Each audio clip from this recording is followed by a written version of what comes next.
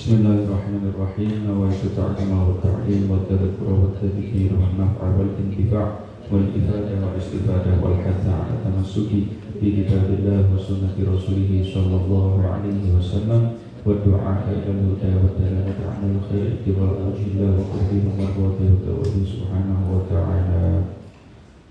Bismillah walhamdulillah wassalatu wassalamu ala rasulillah sayyidina wa nabiyyina wa maulana Muhammad ibn Abdillah wa ala alihi wa sahbihi wa man wala wa la hawla wa la quwwata illa billahil aliyyil azim amma ba'd.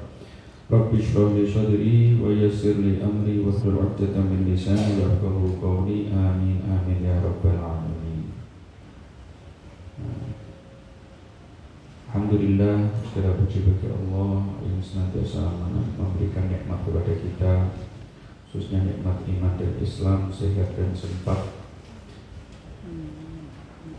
Salawat dan salam bersama kita panjatkan kepada baginda besar Nabi Muhammad sallallahu alaihi wasallam yang kita selalu nantikan syafaat kelak dia pada kiamat. Amin ya rabbal alamin. Ini sekarang kita akan mengulangi yang kemarin. Mungkin yang kemarin masih banyak yang belum jelas atau belum cetok. Kita ulangi hikmah al-ula, al-hikmah al-ula.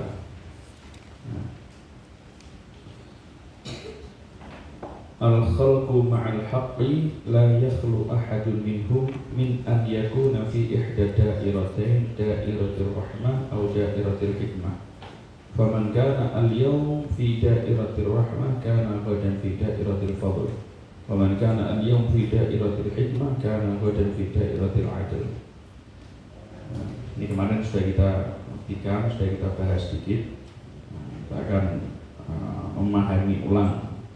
Insyaallah mudah-mudahan bisa lebih memberikan wawasan kepada kita tentang bagaimana rahmat dan keadilannya Allah Subhanahu wa taala. Al-Habib Abdullah bin Abdul Haddad beliau mengatakan al-khalqu, makhluk-makhluknya Allah, ciptaan-ciptaannya Allah yaitu daripada jin dan manusia, la yakhlu ahadun minhum, tidaklah kosong salah seorang daripada mereka, min an yakuna fi ihda da'iratain, dari keberadaan mereka itu di dalam salah satu dari dua lingkup. Yang dairatul rahmah, yang pertama lingkup rahmat atau lingkup kasih sayang Allah Subhanahu wa taala. Au dairatul hikmah, atau lingkup hikmah. Lingkup hikmah yang nanti lingkup hikmah ini yang tahu hanya Allah Subhanahu wa taala. Faman kana al-yauma, barang siapa yang pada hari ini, artinya pada hari ini ketika kita diwujudkan di dunia ini, yang mana dunia adalah darul amal, tempatnya kita beramal. Man kana al-yaum fi da'iratir rahmah, seorang yang hari ini ada di dalam lingkup kasih sayang Allah. Artinya bagaimana orang ada di lingkup kasih sayang Allah, yaitu ketika bi an yuwaffiqahu ila tafsili ma yurdihi wa istinabi ma yusriduhu. Dengan Allah Subhanahu wa taala memberi taufik kepadanya, memberi petunjuk kepadanya untuk melaksanakan hal-hal yang diridhoi oleh Allah dan menjauhi hal-hal yang dimurkai oleh Allah. Nah, ini adalah arti di mana seseorang itu ada di dalam lingkup rahmat Allah.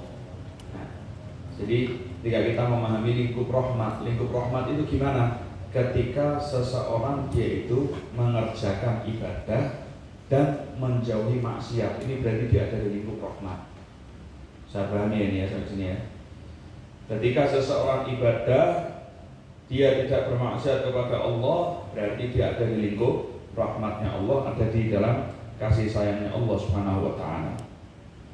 Orang yang saat ini ada dalam kasih sayang Allah, dalam lingkup rahmat Allah, kana ghadan, maka besok ketika dia ada di yaumil qiyamah, yang mana yaumil qiyamah ini adalah darul jaza. Apa darul jaza?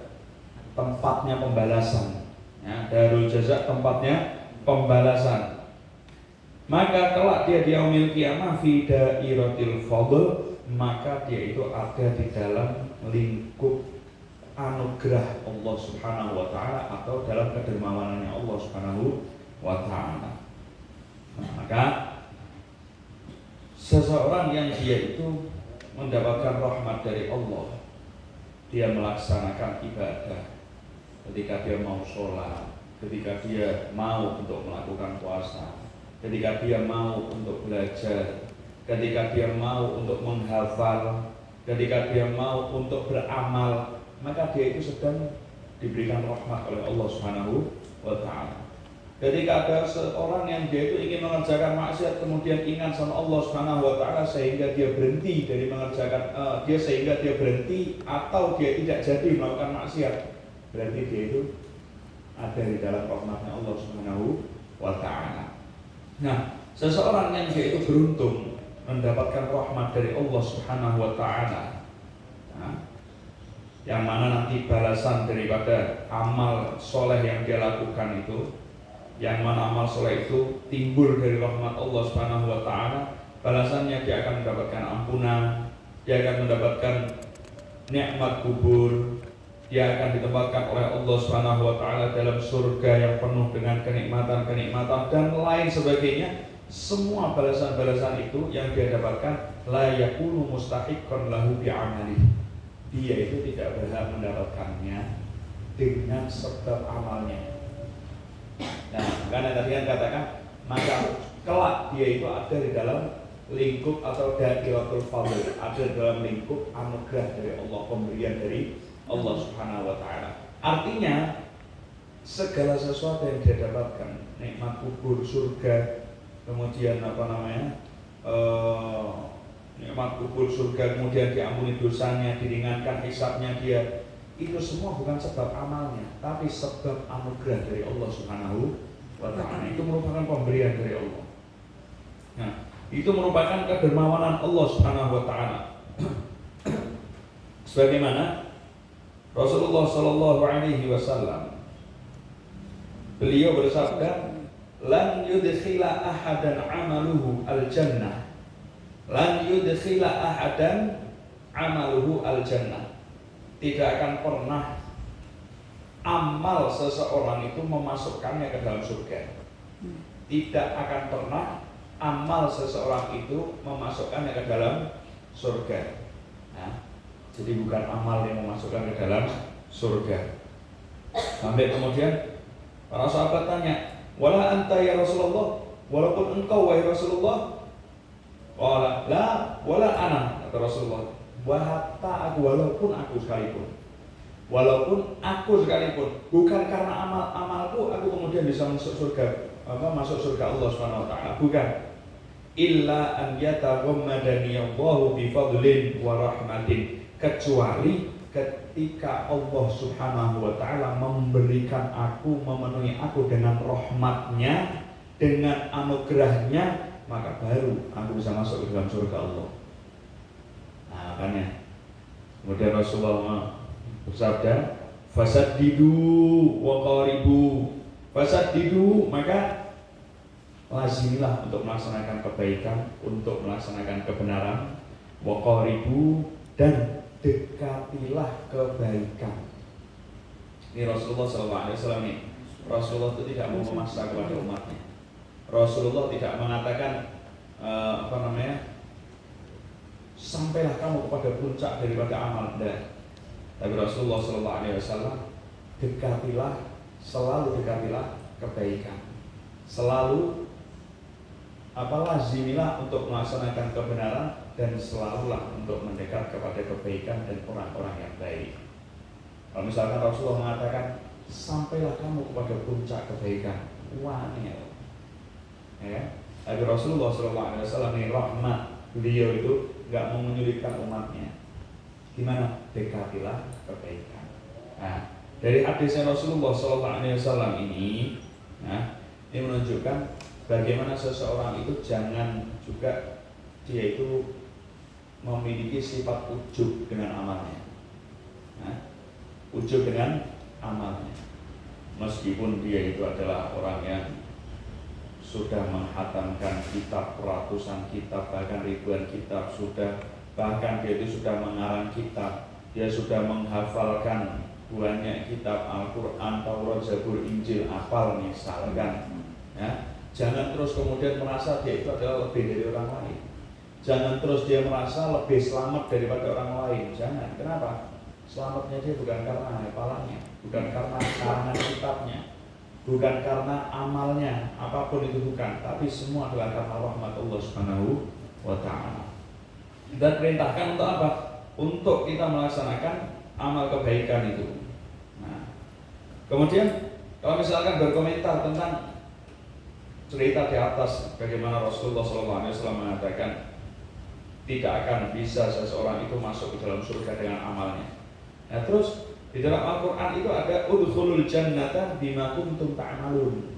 Nah, udkhulul jannata bima kuntum ta'malun. Masuklah kalian ke dalam surga dengan apa yang telah kalian perbuat, dengan apa yang telah kalian amalkan. Loh, nah ini apakah kemudian bertentangan di Al-Quran sama hadis yang disampaikan Rasulullah? Apakah bertentangan?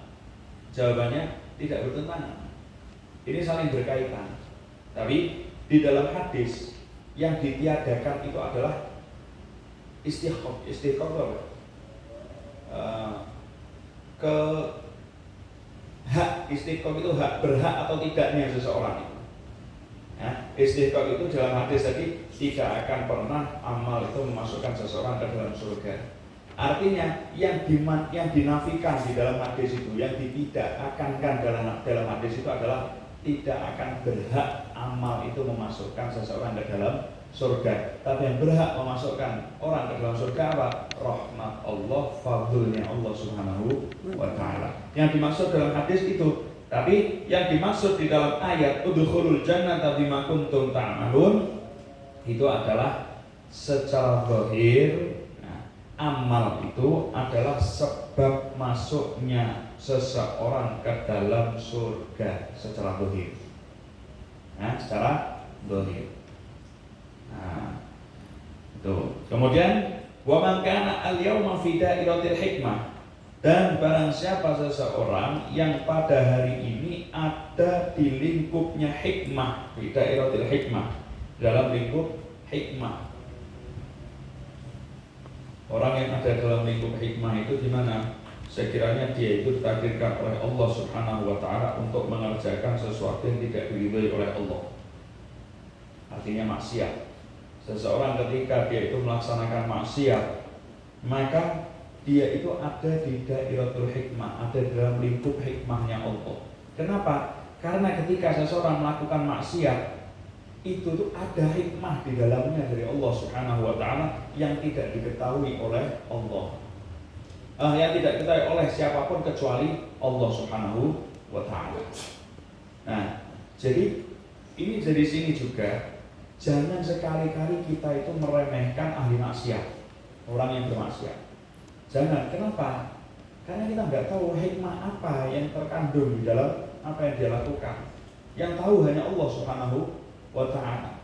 Apakah bisa kita menjamin kita yang saat ini ngaji, ya, hari kita tetap minta sama Allah Subhanahu wa Ta'ala, nas'alullah al-afiyah, ya Allah biha, Allah biha, ya Allah bihusnil khatimah. Kita akan minta husnul khatimah sama Allah Subhanahu wa Ta'ala.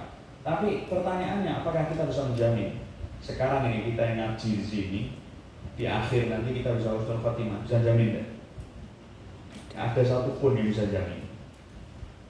Juga tidak terus menjadi ketentuan orang yang saat ini sedang maksiat di atas sana, ya, kemudian dia akan su'ul khatimah, akan mendapatkan mati yang tidak baik. Ada yang bisa menjamin? Tidak bisa. Bisa jadi justru sebaliknya, na'udzubillah min dzalik. Ya kan? Jadi jangan ada seseorang yang meremehkan orang lain sekalipun dia itu adalah ahli maksiat. Bahkan sekalipun dia itu adalah orang yang saat ini masih kafir. Ya?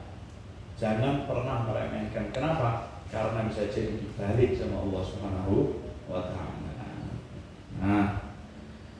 Nah, orang yang saat ini ada di dalam lingkup hikmahnya Allah Subhanahu wa Ta'ala, dia sedang bermaksiat kepada Allah Subhanahu wa Ta'ala, dan di situ ada hikmah yang Allah Subhanahu wa taala rahasiakan, Allah yang tahu. Karena godan fida ilatil adil, maka kelak di yaumil kiamah dia itu ada di dalam lingkup keadilan Allah Subhanahu wa taala. Nah, dia ada dalam lingkup keadilan Allah Subhanahu wa taala. Maka seseorang yang saat ini dia itu maksiat, kemudian kelak dia akan mendapatkan azab dari Allah Subhanahu wa taala, atau seseorang yang saat ini maksiat kemudian nanti dia akan mendapatkan bala dari Allah Subhanahu wa taala, maka sekali-kali itu bukanlah kezaliman dari Allah, bukan sekali-kali Allah tidak berbuat jahat kepadanya. Allah memberlakukan keadilan untuknya. Nah, Allah memberlakukan keadilan untuknya. Sebagaimana Allah Subhanahu wa taala berfirman, "Wa ma rabbuka bidzallamin lil 'abid." Dan tidaklah Allah Subhanahu wa taala, tidaklah Tuhanmu itu adalah berbuat zalim kepadamu. Nah, jadi tidak mungkin Allah Subhanahu wa taala itu berbuat zalim. Nah, bahkan dikatakan sini wa kullu af'alillahi ta'ala jariyatun 'alal hikmah. Semua yang ditakdirkan oleh Allah Subhanahu wa taala, apapun yang dilakukan oleh Allah Subhanahu wa taala, semuanya itu mengalir atas adanya hikmah di dalamnya. Nah, mengalir atas adanya hikmah di dalamnya. Fala yus'alu an fi'lihi wa tadbirihi. Allah Subhanahu wa taala tidak ditanya, kenapa engkau melakukan ini ya Allah? Kenapa engkau mengaturku seperti ini ya Allah? Enggak. Allah tidak dimintai pertanggungjawaban tentang itu semua. Sebagaimana Allah Subhanahu wa taala berfirman, la yus'alu amma yaf'al wa hum yus'alun. Allah tidak ditanyai tentang apa yang Allah kerjakan, tapi mereka para manusia, hamba-hambanya Allah Subhanahu wa taala itu yang akan ditanyai daripada apa yang mereka perbuat. Nah, nanti bukan kita bertanya sama Allah, ya Allah kenapa engkau jadikan aku seperti ini? Enggak. Tapi nanti kita yang akan ditanya sama Allah. Kenapa kamu dikasih mata kok dibuat maksiat? Kenapa kamu dikasih mulut kok dibuat mencaci maki? Kenapa dikasih tangan kok kamu buat menyakiti? Kenapa kamu dikasih kaki kok buat jalan ke tempat-tempat yang dimurkai? Nah, nanti semua itu akan dipertanggungjawabkan oleh Allah Subhanahu wa taala, bukan terus Allah yang ditanya indah sama sekali. Nah, dan Allah Subhanahu wa taala tidaklah meletakkan rahmatnya kecuali pada tempat yang sesuai, dan Allah Subhanahu wa taala tidak meletakkan hikmah kecuali pada tempat yang sesuai pula. Nah, jadi Allah meletakkan rahmatnya kepada, nggak mungkin salah, pada tempat yang benar, nggak mungkin salah. Allah meletakkan rahmat, Allah jadikan ini adalah orang yang baik, Allah jadikan ini orang yang nggak baik, itu nggak akan salah. Nah, jadi ketika ada seseorang yang dia itu, nah itu kalau mau lihat sarannya ada. Ketika seseorang diberikan taufik oleh Allah Subhanahu wa taala untuk mengerjakan kebaikan, faman waffaqahu Allahu lil khair, terakhir. Faman waffaqahu Allahu lil khair, seseorang yang Allah berikan taufik kepadanya untuk melaksanakan kebaikan, fala yahmadu illa iyyah, maka jangan memuji kecuali adalah kepada Allah Subhanahu wa taala. Nah, jangan memuji kecuali kepada Allah Subhanahu wa taala.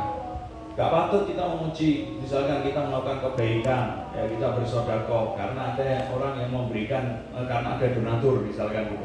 Kita bersedekah karena ada donatur. Nah, gimana? Maka gak pantas kita memuji siapapun. Bahkan memuji donaturnya itu atau memuji diri kita sendiri gak pantas. Kenapa? Yang pantas itu adalah memuji Allah Subhanahu wa taala. Nah, wa man ibtuliya bidhair, dan siapa orang yang diuji oleh Allah Subhanahu wa taala dengan kejelekan, fala yalumanna illa nafsah, maka jangan menyalahkan siapapun kecuali dirinya sendiri. Nah, tuh ceritakan, ini ada satu cerita Sayyidina Ali bin Abi Thalib. Beliau menceritakan, kunna fi janazatin fi Baqi'il Kharqah. Kami para sahabat suatu hari sedang ada jenazah di dalam pemakaman Baqi'. Fa'atana Rasulullah sallallahu alaihi wasallam faqa'adna haulahu. Rasulullah datang kepada kami. Kemudian Rasulullah sallallahu alaihi wasallam duduk dan kami pun duduk ada di sekitar beliau. Wa ma'ahu mifsaratun fanakasa. Beliau membawa tongkat, kemudian tongkat itu dibalik sama Rasulullah. Tsumma ja'ala yanqutu bi mifsaratihi. Kemudian Rasulullah sallallahu alaihi wasallam itu seperti tongkat itu digedruk. Nah, iya bahasanya dipukulkan ke pukulkan ke tanah sama Rasulullah sallallahu alaihi wasallam. Kemudian beliau bersabda kepada para sahabat, "Ma minkum min ahadin min nafsin manfusatin illa wa qad kataballahu makanahu minal jannah wan nar." Tidaklah ada salah seorang dari kalian yang berjiwa, yang bernyawa, kecuali Allah Subhanahu wa taala telah catat tempatnya dia kelak di surga ataupun di neraka. Wa illa wa qad kutibat syaqiyatan aw sa'idatan. Dan tidak ada dari kalian kecuali sudah dicatat sama Allah Subhanahu wa taala apakah dia itu menjadi orang yang celaka ataupun menjadi orang yang bahagia, yang beruntung. Semua sudah dicatat sama Allah. Ada seorang sahabat yang tanya, faqala rajulun, ya Rasulullah, afala namkutu ala kitabina wa nad'ul amal. Ya Rasulullah, kalau gitu tidakkah kemudian kita diam aja dengan ketetapan Allah dan kita nggak perlu amal kalau seperti itu? Kemudian kalau kita secara bodohnya kita kan seperti itu, mikir dan kabeh wis ditentokke ya wis lah, nyantai lah, tak gabut aja terus lah, kayak misalkan ya, aku tak gak usah beramal, tak gak usah sholat, tak gak usah baca Quran, tak gak usah ngaji, gak usah hafalan, gak usah maknani dan lain-lain. Kenapa? Sudah ditentukan gak sama Allah, ya kan? Nah, jawaban Rasulullah SAW, faqala, kemudian Rasulullah menjawab, man kana min ahli sa'adah fasayasiru ila amali ahli sa'adah. Orang yang dia ditetapkan oleh Allah Subhanahu wa taala termasuk daripada orang-orang yang beruntung, fasayasiru ila amali ahli sa'adah, maka dia akan menjadi orang-orang yang beramal dengan amaliyahnya orang-orang yang beruntung. Nah, orang yang ditetapkan sama Allah beruntung, maka dalam hidupnya dia akan banyak melakukan kebaikan demi kebaikan, ibadah demi ibadah, ketaatan demi ketaatan dia lakukan. Wa man kana min ahli syaqawah, dan barang siapa seseorang itu tercatat dia termasuk daripada orang yang celaka, fasayasiru ila amali ahli syaqawah, maka kelak dia itu akan menjadi amal-amalnya seperti amalnya orang-orang yang celaka. Gimana? Ahli maksiat. Masa hidupnya, waktunya habis untuk bermaksiat, sampai kemudian di akhir hayatnya pun dia juga dalam keadaan maksiat. Wa'iyadzubillah min dzalik. Faqala, kemudian Rasulullah melanjutkan, i'malu, beramalan kalian, fakullun muyassarun, setiap daripada kalian itu dimudahkan oleh Allah Subhanahu wa taala. Amma ahlus sa'adah fa yassaruna li amali ahli sa'adah. Orang-orang yang sudah ditetapkan oleh Allah menjadi orang-orang yang beruntung, maka dimudahkan oleh Allah untuk melakukan kebaikan demi kebaikan. Wa amma ahlus syaqawah fa yassaruna li amali ahli syaqawah. Dan orang yang sudah ditetapkan oleh Allah menjadi orang yang celaka, dimudahkan oleh Allah untuk melakukan kegiatan-kegiatan maksiat. Nauzubillah min dzalik. Nah, kemudian Rasulullah membaca ayat fa amma man a'ta wattaqa wa saddaqa bil husna fasanuyassiruhu lil yusra. Adapun orang yang dia itu memberi apa maksudnya? Memberikan haknya Allah Subhanahu wa taala, ibadah dia lakukan, dia melazimi taat kepada Allah Subhanahu wa taala, wattaqa, kemudian dia itu takut sama Allah Subhanahu wa taala, wasaddaqa bil husna, kemudian dia itu yakin dengan yakin dan membenarkan dengan al husna. Al husna itu kalimat la ilaha illallah. Dia membenarkan kalimat la ilaha illallah, fasanuyassiruhu lil yusra, maka kami Allah Subhanahu wa taala akan mudahkan dia untuk melakukan kebaikan-kebaikan. Yusra di sini kami akan mudahkan dia menuju jalan ke surga. Ya, jalan menuju ke surga dimudahkan sama Allah Subhanahu wa taala. Sebaliknya, wa amma man bakhila wastaghna, wa amma man bakhila, dan seseorang yang dia itu pelit. Artinya pelit apa? tidak mau memberikan haknya Allah, nggak mau ibadah, nggak mau sholat, nggak mau ngaji, nggak mau sedekah, nggak mau belajar ilmu, nggak mau, pelit dia sama haknya Allah Subhanahu wa taala. Wastagna, dan dia seakan dia itu merasa tidak butuh dengan pahala atau ganjaran dari Allah Subhanahu wa taala, tidak butuh kepada pemberian Allah Subhanahu wa taala. Wa kadzdzaba bil husna, kemudian dia itu mendustakan kalimat la ilaha illallah. Nah, mengucapkan kalimat la ilaha illallah ini memiliki tanggung jawab yang besar. Ketika seseorang mengucapkan kalimat asyhadu an la ilaha illallah, berarti dia itu sudah mengikat janji kepada Allah Subhanahu wa taala bahwasannya dia akan mentaati seluruh perintah Allah dan menjauhi larangan-larangan Allah Subhanahu wa taala. Kok dia dustakan? Nah, artinya dia dustakan gimana? Kalimat la ilaha illallah yang dia ucapkan ini dia hianati dengan apa? Dengan melakukan maksiat, dan dia merasa tenang seakan-akan ketika maksiat Allah juga melihat dia. Waliyadzubillah. Nah, ada dua orang-orang yang bermaksiat, tapi dia tahu bahwasannya Allah Subhanahu wa taala melihat dia. Ini dia itu orang yang fasik. Apa fasik? Melakukan perbuatan dosa besar. Yang parah ini. Jadi yang kedua ini, ketika seseorang bermaksiat kepada Allah, dalam benaknya Allah Subhanahu wa taala enggak tahu apa yang dia lakukan, maka dia ini kafir. Nauzubillah min dzalik. Nah, dua-duanya parah, tapi yang kedua ini lebih parah. Dia meyakini Allah enggak tahu apa yang dia lakukan. Nah, ini bahaya. Nah, orang yang seperti itu gimana? Fasanuyassiruhu lil usra, maka Allah Subhanahu wa taala akan mudahkan jalannya menuju ke usra, kesulitan. Apa yang dimaksud kesulitan? An-nar, neraka.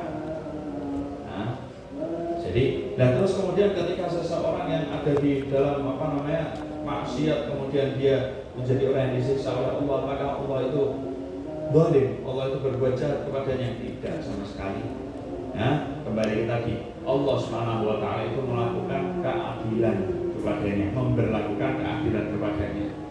Bukan terus Allah Subhanahu wa taala melakukan perbuatan jahat kepadanya. Enggak adil Allah, enggak, justru ini keadilan. Justru ini keadilannya Allah Subhanahu wa taala. Nah, dari itu kita bisa ambil pelajaran dari sini, bukan berarti kita ini enggak perlu terhadap amal. Dan kita perlu harus beramal, karena salah satu secara zahir tadi itu, secara zahir amal itu akan mendatangkan rahmatnya Allah Subhanahu wa taala. Orang kalau dia itu suka sama kebaikan, suka sama ketaatan, suka sama ibadah, ini adalah tanda dia itu menjadi orang yang baik, yang beruntung. Nah, tapi tetap semua itu adalah ketentuannya Allah Subhanahu wa taala. Ya, semua itu ketentuan Allah. Bukan berarti amal kebaikan kita itu bisa menyelamatkan kita. Tidak, yang menyelamatkan Allah. Tapi tanda Allah Subhanahu wa taala menyelamatkan kita, ya, itu adalah kita suka melakukan kebaikan. Aku bisa pahami ini ya. Nah, mudah-mudahan Allah selalu memudahkan kita untuk melaksanakan ibadah, melaksanakan taat, dan mudah-mudahan kita dijauhkan daripada segala bentuk maksiat. Amin ya rabbal alamin. Man tarakal minal kamali syai'an, man aqama nafsahu min rabbi maqama 'abdihi min nafsihi, wallahu a'lam bis-shawab. Subhanakallahumma wa bihamdika asyhadu an la ilaha illa anta astaghfiruka wa atubu ilaik. Wassalamualaikum